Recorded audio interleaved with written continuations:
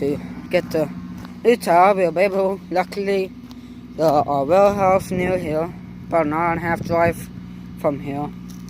Luckily, they had a BKT the same size in stock. And it sucks because it's a brand new tire. And nothing was wrong with it. No manufacturer fault.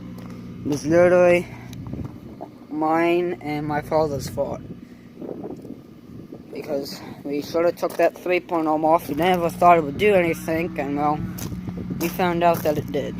And so pretty much we had left these arms that were right here on because we thought, okay, be good. And there was an arm that went right here, and then another arm that went there.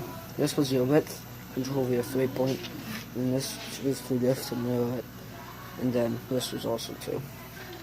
And what happened was the point swirled over, hit the tire and punctured it and pushed it off of its speed. This is the new tire that we put on it. And not counting me. That arm that's sitting out right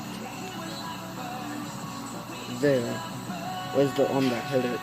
But the arm, the one closest to the right, closest to the toolbox, that sort of bent, was the arm that was on right here.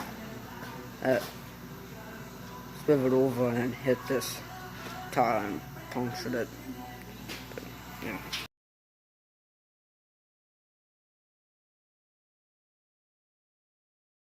What happened was... What are you doing back here, you little wimp?